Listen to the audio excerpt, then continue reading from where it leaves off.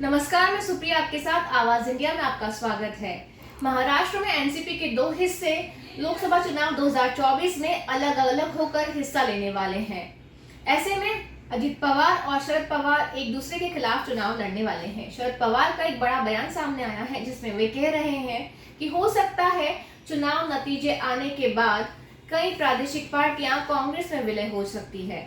क्या वे एनसीपी के कांग्रेस में विलय होने की बात कह रहे हैं? ये बात तो हमें 4 जून को नतीजे आने के बाद ही पता चलेगी, लेकिन शरद पवार को जानने वाले कई नजदीकी लोग ये बात कह रहे हैं कि शरद पवार जब जो कहते हैं वो वैसा करते नहीं हैं। महाराष्ट्र में एनसीपी की 2 हिस्से होने के बाद शरद पवार और उनके भतीजे अजित पवार अलग अलग लोकसभा चुनाव लड़ रहे हैं।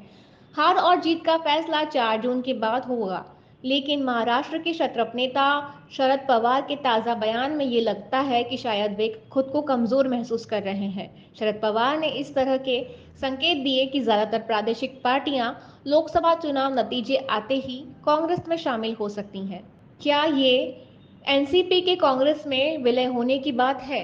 ये तो साफ नहीं हो पाया, लेकिन राजनीतिक जानकारों का ये मानना है कि एनसीपी के बड़े हिस्से का अलग होने से शरद पवार को वाकई बहुत बड़ा झटका लगा है, जिसकी भरपाई करना उनके लिए शायद संभव नहीं है। इसलिए हो सकता है कि शरद पवार अपनी पार्टी का विलय कांग्रेस में करें। शरद पवार ने अपनी पार्टी कांग्रेस से अलग होकर ही बनाई थी, तब वे काफी मजबूत स्थिति में थे, तब उन्होंने एनसीपी का गठन किया था। शरद पवार ने नेशनल लेवल पर अपनी पार्टी बनाई और उसका प्रयोग सफल रहा, लेकिन बाद में धीरे धीरे पवार की पार्टी टूटने लगी और उन्हें तब सबसे ज्यादा बड़े झटके लगे जब तारिक अनवर और पीए संगमा ने उनकी पार्टी को तोड़कर दूसरी पार्टी में शामिल हो गए और अब उनके खुद के भतीजे अजित पवार ने पार्टी छोड़कर बुजुर्ग शरद पवार को और भी ज्यादा कमजोर कर दिया है।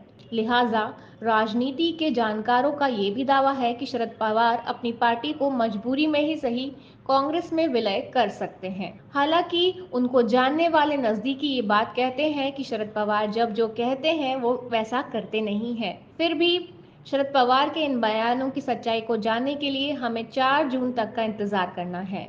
लोकसभा चुनाव के परिणाम आने के बाद हमें पता चलेगा प्रादेशिक पार्टी कौन सी है जो कांग्रेस में विलय होने जा रही है, या शरद पवार अपनी ही पार्टी एनसीपी के बारे में बात कर रहे।